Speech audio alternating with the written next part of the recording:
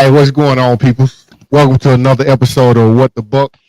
I got my boy here with me, Will, and this is an no notice segment because I was in the bed chilling earlier today. I received a text from my boy, and I couldn't believe what I was reading, man. I could not believe what I was reading. And as usual, he was laughing at my ass when he sent it to me. I know he couldn't wait to send it, so I got him on with me, and we gonna talk about what occurred today. First of all, I'm gonna go ahead and throw the disclaimer out there. I don't care if you getting your money. You got to do what you got to do what's best for you. But there's protocols. There's levels to this. You know what I'm saying, Will? It's level. And this dude, none other than Liam Cohen, he shitted on us. He basically shitted on us. And I lost my boy, but I'm gonna keep talking about it. Liam is the biggest clown show in the NFL right now, in my opinion. And the reason why is because he accepted an order, gentleman's handshake, even though the contract was there. They should have known something was fishy. But they proceeded to go on without, letting him walk out the building without him signing the contract. That was their first mistake right there. So they let him get out of the building without signing the contract, even though they had a verbal agreement from him. And he said he was going to stay on as the coordinator. And then this mofo, he hops on a private jet last night and goes to Jacksonville and is MIA for the whole day. They've been trying to find him, and he won't even answer the phone. He won't even answer the phone. Answers the phone around 5 p.m. because Todd called him and says he was with his he was with his kid because his kid is sick. Do you know how diabolical that is to lie on your kid? To lie on your kid's health. That is crazy. That's crazy work. So right now I'm kind of pissed. I'm kind of hot, I'm real hot. This is like wow.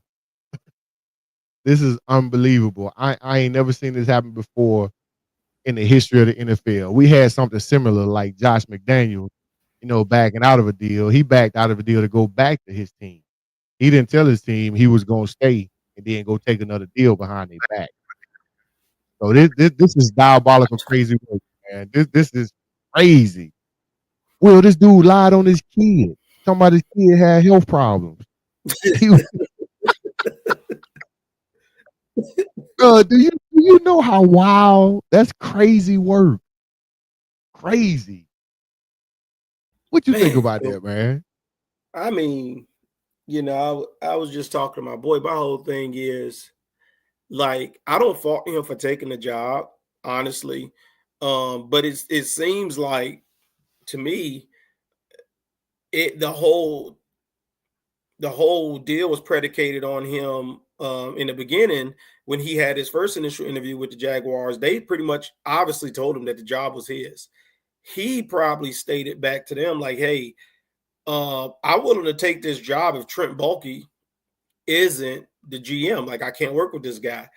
And he probably told him like, if as long as he stays here, like, you know, I'm not coaching here. People don't understand like there is a coaching agency, talent agency, and essentially, from what I understand, there was a lot of coaches that would not go there based off the fact that they believed that they couldn't work with Balky. So I think Shad Khan kind of realized like, yeah, this might be a problem. So let me let go of Balky. It's just crazy because it happened so late in the hiring cycle. And so I think Cone left the building, not really believing or having faith that Shad Khan will fire Balky. And I mean, Shad fired him. And I think he hit back and was like, "Hey, would you be willing to take the job?" And all this probably was happening at the same time that Tampa was drawing up a contract, pretty much telling him that they're willing to make him the highest paid OC, contingent on the fact that he wouldn't go and take a second interview. And all while that was happening, they say, "Hey, come in tomorrow morning. We can get this done." And Buddy was like, I'm already on the flight to Jacksonville, but I'm with my sick child. I'm with my sick child at the hospital. But when I'm at the hospital, we gonna come in and get this done. But the whole time he was working on the deal, trying to negotiate the parameters of the deal with the Jaguars, is what it seemed like. So it's just crazy because my whole thing is I would understand if I was Todd Bowles and I forgot the owners of the Buccaneers, the brothers, Blazers, the the Glazers. Blazers. I would have just been like, look, this is a once in a life. There's only 32 jobs out there. My whole thing is just why not say like, hey, I'm the reason why I didn't take the deal initially is because I didn't want to work with Balky, and now that he's gone, like I'm gonna hear him out. You know what I mean? Yeah. Just say that, but not this is crazy. Like this is wild because you didn't even have to do all that. Like, I mean, Buddy was lying from the rip. He was gonna take that job anyway. It just was predicated on seeing if Shad Khan was willing to fire Balky. Man, absolutely. Let me paint the picture for you, the timeline.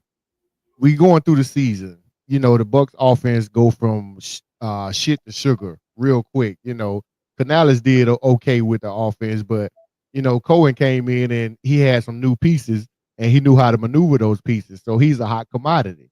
His name started getting mentioned. And then we get to the game around the Saints, the final game for the Saints. He says at the podium, you know, head coach is something I desire to be, but I'm not there yet. I'm not there yet. I still got more work to do, so I'm good right now. That's what he said. I knew that was a lie. I knew right then he was leveraging. He was leveraging because he was too hot, Will. He was too hot. So for you to come out and just say right off the bat, yeah, I don't want no more money. That's crazy work. So what he did was he made him more marketable. I ain't mad at him. I'm not mad at him for going to get the check. Diana Rossini, she just said he got full control over the Jaguars. Like you said, Shad Khan basically got rid of the GM, and you know they meeting, and he like, okay, you can pick the GM. You can help me with picking the GM. You're gonna be the head coach. Plus, we're gonna throw a boatload of money at you. My boy Telly was like, Tampa told him like, hey, we'll give you $3 million and some free wings at Bart Howard if you stay with us. That's basically the gist of the contract, you know, whatever. We don't know the details of the contract, but that's what my boy was like, yo, that had to be it. But to me, the way he handled it, man, that's the only thing that I'm hot about. Again, man, go get your money, go get your bread. I hope he had a career he deserves, you know, in Jacksonville. But man, he burnt a lot of bridges, Will. Yeah, I think, man, I think it's going to be difficult for him to go out here and go get coaches, especially when you move like this. It says a lot about your character. Like I said, it's kind of interesting because it came out that Tampa was going to make him the highest paid OC in the league, which would make sense, right? I mean, you don't want to lose coordinators. I mean, honestly, it worked out for San Francisco too because now Robert Saleh, they just got informed that he's coming back to San Francisco. And Yeah. San Francisco now has to make him the highest paid DC, which was they had a handshake agreement that if he did not get a Jaguars or a head coaching job, he would come back to San Francisco and they would then make him the highest paid DC in the league.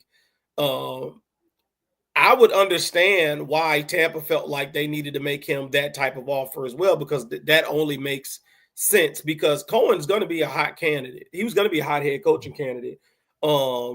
Whether it was this year or next year, predicated on obviously the success of the Bucks.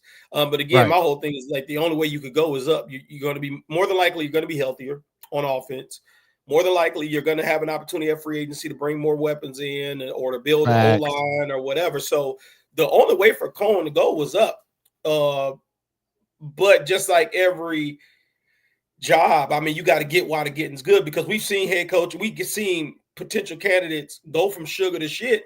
And you a candidate one year, the next year don't nobody want you, you know. So again, don't blame him for taking the job. It's just a process he went in which accepting the job. You know, it's crazy to think. Like I said, it's very reminiscent of the McDaniel situation. I still don't understand that entire situation. Is why would you take the Colts job and accept it, but then renege and say I'm going back to New England? Like, I never understood the point behind that because who wouldn't want to be a head coach? And then why accept the job to begin with? Yeah, in McDaniel's case, man, he's proven that he's not a head coach. He's a good coordinator. He's not a head coach. Right. Because everywhere he done been as a head coach, he didn't last. He got fired in Denver. He got let go. Everywhere he's been let go. So now he back with the Patriots with Vrabel, you know. good luck for him. God bless him. But yeah, that's the last time we seen something like that. But Parcells did that to us in '91. Right. In 91, he did that to us, and we tried to get him again in 2002. He shitted on him. So it's like the Bucks can't catch a break, and I mean Baker making these OCs look good. I'm just gonna call it what it is. He got Canales a head coaching job, and he got Cohen a head coaching job. He got Cohen an OC job first, and his play got Cohen an offensive coordinator. I mean, a head coaching job. So Baker ain't had a consistent offensive coordinator more than a year his whole career. Yeah. So I'm interested in seeing how he bounces back from this. I know he's gonna have a chip on his shoulder, and I like that type of Baker. So that's the only thing working in our favor, other than we got a hot offense, and we're gonna have a lot of people chomping at the bit to try to get that gig. I know I would be. Yeah, I think it's going to be interesting. I don't know if it's a blessing in disguise. I mean, you want to believe that they're going to go in and get a guy that the team is already set. But it's hard as hell to win in this league, and it's hard to win consistently. I think they're going to be in panic mode. I really, really do. I think they're going to go out here and probably just like the Cowboys are doing right now, going to try to get Schottenheimer, and it's like, nobody's impressed by that hire. Like you put yourself in a position now where all the good coaching candidates that you think will take a Cowboys job, they're already hired. They're already hired. So now you're in a situation, to me, where if you're Tampa, it's like who are you really looking at as an OC? Because the way that roster's set up, there's a lot of veteran guys on that team that are ready to win right now. So you have to get an experienced coordinator, somebody that is proven in this league, because nobody wants to go out here and get some college coach or some random dude. I mean, granted, like you said, Canales and Cohen, but these guys had head coaching and coordinator experience a lot in their careers. I mean, what do you do if you Tampa? Like, honestly, I think I know I be crapping on Bowles a lot when it comes to defense, game management, clock management, etc. But he's shown he can pick an OC. Yeah. His last two got head coaching gigs. But you know what? I thought the same thing with Kyle Shanahan. I said, man, he's gonna elevate a guy from within defensively, and it was a lot harder than what I thought it was. Like, once Saleh left and DeMeco Ryans got a job, I said, we're gonna be fine. Everything's gonna work out. I mean, he's proven to hire good guys. And that was not the case. I mean, we went from a top 3 defense to literally 28th this year. And I mean, it's hard. Like, as much as say, like, if those guys are out there, they're already hired. You know what I mean? Like, you may replicate it a couple times, that type of success. But, I mean, more than likely, you're not going to replicate it 3 times in a row. It's just, it's highly unlikely. And it is not about, how good Baker is or how good Godwin and Evans is, or, none of that, none of that really matters. I mean, you just hope to get a guy in there that with a proven system that those guys can run. And to me, that offense, running the West Coast style of offense, is ideal for Baker Mayfield because it leans heavily on the run game.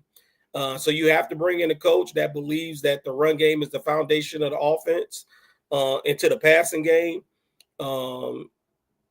And if you don't, I mean, you're going to be looking at Baker trying to throw the ball 40, 50 times a game. And that's not a formula for success, especially when you got guys like Bucky Irvin old boy, granted Bucky done took his job, but Rachaad White, but like, you got to have a coach coming in like, hey man, we want to run this football to open up the passing game to make Baker's job easier. Coleman was real creative. Real creative with getting Irvin out there, getting him the ball. I mean, the dude could do it all. Elite looking running back. And you got to have a coach with that same type of ingenuity with using the running back, somebody that Baker can lean on when he's getting pressured. Especially, man, y'all offense really took off more even once Godwin went out. It was like, man, and that's the type of stuff you need. That's the definition of a good coach, is using what's available to him and maximizing it. And I don't think that just falls off trees. You know what I mean? Like, it definitely don't. Like you said, it's a huge loss. Yeah, totally. I agree with you 100%. But I honestly think I agree with you too about we got to bring somebody in, that knows the offense that Baker can run. But the guy that I'm looking at is already on the staff, John Grizzard. I don't know if you remember him with the Rams or whatever. He Yeah. was our third down passing coordinator, and we led the league. We were number one in third down efficiency this year, with him being a passing coordinator. So if I'm Bowles, I think I might, talk to him, since he's already on the staff, and I will offer him the job. He already got familiarity with the players, continuity, as far as the offense. So the guy came from the Rams Dolphins, because he wanted to be elevated, into a higher position. He want to be a coordinator. So now's the time to say, hey, I would sit down with him, talk with him, because you already know him, Bowles, and make that decision on whether you want to run with him or not. I'm sure everybody on the offense in the house going to be okay with that. I mean, Yeah. because like you said, ain't nobody else out there. Ain't Yeah. nobody else out there that I want. Right. Nobody. I mean, it's easy to say, like, hire a guy from within. I thought the same thing with Nick Sorensen when we made him defensive coordinator. He's been with the team. He was the DB's coach. We led the league in turnovers, points scored on turnovers, and when we got him to come in and call defense, it was terrible. Like we were literally terrible. Everybody, and I'm looking at Lem Cohen's resume. I mean, this dude has been a play caller. I mean, since a quarterback's coaching a play caller since he started coaching. You know what I mean? Like, he called plays for the Rams in 2022. He was a offensive coordinator for Kentucky and quarterbacks coach there in 23 before he came to the Buccaneers. Offensive coordinator at the University of Maine. Like, Browns quarterback coach. That's probably where him and Baker probably got acquainted. This dude has called plays and developed quarterbacks his whole career. I don't know Grizzard's resume, but it's hard really to just go from, we've seen it, guys. Some guys are really good coordinators and position coaches than they are head coaches. Yeah. And I think that's why really, really good coaches like that call plays, like Bowles, he calls defense. They like to hire experienced coordinators because that allows them to focus on one side of the ball. That's what Kyle Shanahan talks a lot about, why he wanted Saleh. When he has Saleh, he doesn't have to focus on going to defensive meetings. He don't have to focus on what's going on in the turnover game. Saleh takes care of all of that. Now he can specifically focus on offense. I don't have to focus on situations on defense. I can specifically focus on offense. And that's what play callers that calls their own scheme, they have to do that. Now, when you bring in a young coach, now Bowles got to actually become a head coach. His hands have to be in everything. He has to make sure that this new coach is prepared to call plays. What is his game plan? What does that look like? And that's something Kyle Shanahan said, man, I never had to do that with Saleh. Like, I never had to go into defensive meetings, making sure that he's putting emphasis on so many things that I'm seeing on tape as an offensive related coach. He said, because usually we were seeing the same things. And that he literally removed himself from the defensive side of the ball as a head coach. And I think when you hire a young coach that has never called plays in the league, man, as a head coach, now your attention, and Todd Bowles can't afford to do that. Like, he ain't that tight defensively at this point. He's gonna have to now pay more attention to offense to make sure that he's developing that coach right. And I don't know if that's a formula for success because the defense ain't even that tight. No, they're not. And I think his focus needs to be this year on the damn defense. But Grizzard's background is he was with the Dolphins when Brian Flores had the job. Mike McDaniels got the job. He stayed on with Mike, and Mike, he was a coordinator for Mike also. But like I said, he wanted to be elevated. So Cohen brought him on. Was like, hey, you be my third down / quarterbacks coach, whatever. So Grizzard, he has familiarity. That's why I like it. And like you said, Bowles ass need to focus on the defense. But this is a prove me year for him. Right. Because we won 10 games this year. Every year we've been going up. We ain't controlling the division, but we're the last one standing in the division for the past couple of years. This year with Cohen, I felt like we would have really had a chokehold on the league, on the division, not the league, on the division. And we wouldn't be backing our way into the playoffs every year like we've been doing for the couple of years. But hey, he went on to better pastures. But his track record is he's a flight risk. Will, he don't stay nowhere. He's one and done everywhere he's been. You mentioned his resume or whatever. He was on left for a year every time. He Yeah, but I always think moved around. he's never been a head coach, and I think this is where the situation is kind of different. I mean, he's never been a head coach. He's always been a coordinator. And when you're a coordinator, your system's working. I mean, people are going to pluck you. And it seems like he's been on an upward trajectory his whole career. He's always been, going from these smaller programs like UMass, Maine, Rhode Island. I looked at it. Then he ended up with the Browns. He goes from the Browns as a quarterbacks coach to the Rams as a passing game coordinator.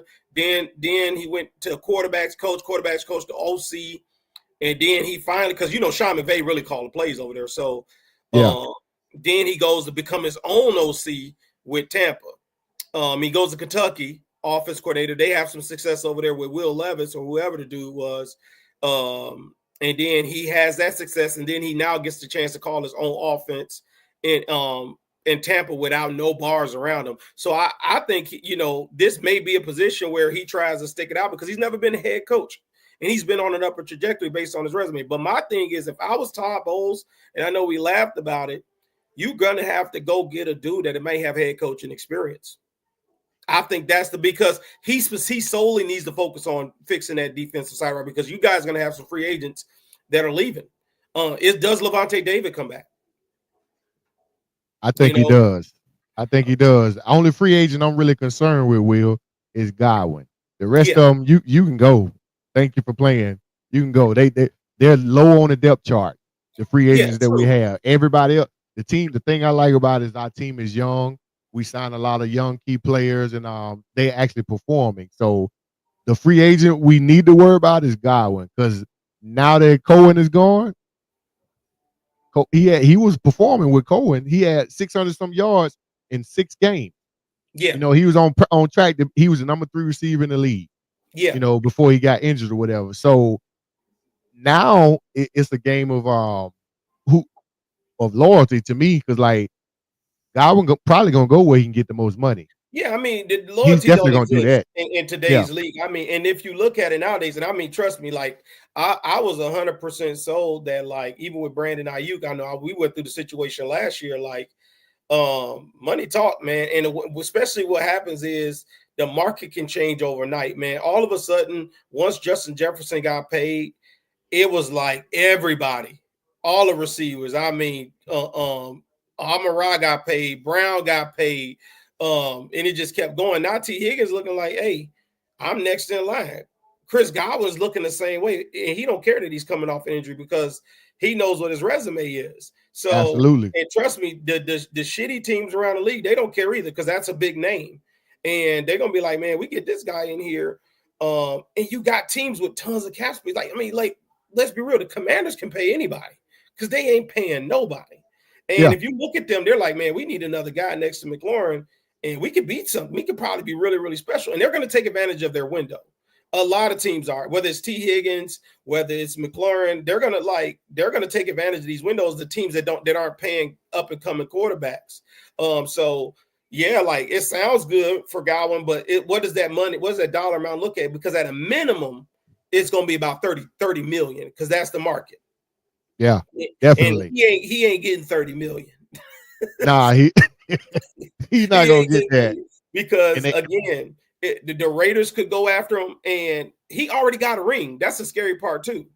Yeah, like, so he ain't playing for legacy. I mean, we're gonna see what Godwin does, man. But I'm hoping, Will, he does the right thing, and the right thing is do what's best for him. So I don't know what the hell he's gonna do. I don't know what he's gonna do. And that's why, like, to me, again, and on the coaching thing, I think that's why. Knowing that is a viable situation that Godwin does walk, again, like, you have to go get a coordinator with head coaching experience, in my opinion. And like I said, it's unfortunate, and you may not like it, but don't do it. Don't do it. Man. Don't do Nope. I knew you were ever going there. I mean, no. I'm telling you now. I like the offense. You like the offense? I like the offense. Man, CD was making that offense what it was. CD and Dak. CD and Dak. We have to be honest though. Has he ever had a bad offense?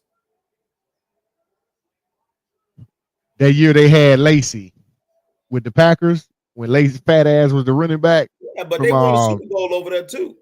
Yeah, they he were always did. in contention. Man, you know why that was. You got Aaron Rodgers at quarterback, Greg Jennings, Donald Driver, and the most underrated receiver, in my opinion, Jordy Nelson in his prime. Come on, man. You got to think though more. You got to think about this. Aaron Rodgers has never thrown to a first round pick until he got to the Jets. They never had a first round pick. So that offense, again, it's the West Coast offense. You just get the ball in your guys' hands and you just expect them to make plays. You just got to get that ball out of there. And to me, that's the offense that Baker Mayfield thrives in. That's what Kevin Stefanski runs too. Baker needs to get that ball out. It's going to be opportunity for shot plays, but Mike McCarthy has his own version of that, and that's why Dak has had so much success in it. Because I'm not a big fan of Dak.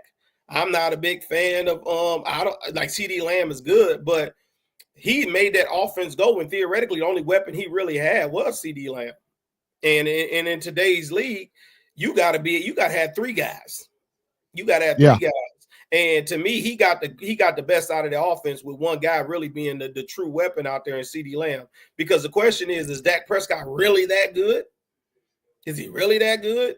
You know? So all I'm saying is Mike McCarthy has a proven track record where his offenses has had a tremendous amount of success. Dak Prescott led the league in passing yards and touchdowns, last year. We keeping it a buck. I mean, why not? If you got McCarthy in there, you can solely focus on defense. Listen, the only thing I want from the star, if we were to get something from the star, is number 11. And that ain't happening. So you can keep all that other stuff that comes from the star. Nah, I'm good, man. I'm good on that. Hey, I'm not being, and I can't stand them Cowboys. I'm just being a realist. Because at some point y'all gonna make an emergency hire.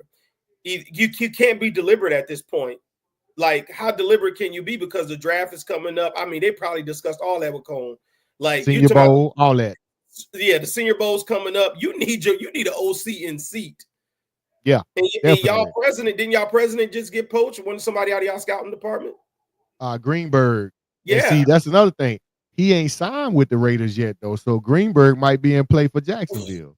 Man. You see how all this lined up, man. Hey, something ain't right. San Francisco. Will, something ain't right, man. Had me nervous. Something's not right. Hey, yeah, y'all got your boy Wonder back. We'll see what y'all do. But I'm still pissed, man, at how he handled this whole thing, man. It's just, you don't wish any ill will on nobody, but we always play Jacksonville for the preseason. They come in here. That's gonna be pretty interesting. This is the craziest storyline so far the offseason. It is. This is crazy. Like this is unprecedented. Like I didn't see this coming. Like I'm thinking Cone gonna walk in there and take like a $6 million a year deal as an OC, and y'all back to playing ball. But this is crazy. It's disrespectful. Will, we didn't see it because he ghosted us like a chick, man. He didn't return our calls. He didn't return our calls. Man, I almost didn't come on the podcast because my child was in the hospital. I didn't know what. Stop it. Stop, man. Like I ain't had a heart to tell you, dog. Hey, listen. From here on out, whenever we link up and you text me and like, Mo, where you at? I'm gonna be like, I'm on my way, and I'm gonna send a Liam Cohen picture. That's all I'm gonna reply with is Liam Cohen. I'm at the hospital, dog. Yeah. Hey, dude, I'll be there in a minute. No good comes from that. Like history has shown, if you handle things this way, you never win. Yeah, you never win. Facts. I mean, look what happened with McDaniels. Hey man, this is crazy work. 2025 already starting off crazy, bro. Crazy. Hey, call it how you wanna. Hey, we back to the golden age. This is real football. I know. I mean, for a minute, man, I thought I was gonna go to sleep and wake up and we in 1955. But we'll leave that alone. You Yeah, we know, gonna leave that one alone. I just got a white letter from the commandant today, so it's crazy. It's wild out here. shh, be quiet. Don't speak nothing. You know No. what? I remember them letters. Hey, Oh yeah, you this was better new. not say a word. Yeah, yeah. I'm sure you're gonna get more letters. I'm Oh yeah, sure. yeah. I haven't seen anything like this since 2009. So 2009. yeah, we got Obama. Hey, Dumbass repeal. whole nother topic, man. Yeah, Hey, but man, appreciate you tuning no in, doubt, man, no and doubt. jumping on the call with me, man. Hey, y'all, let us know what y'all think about Cohen's clowning and buffoonery, you know.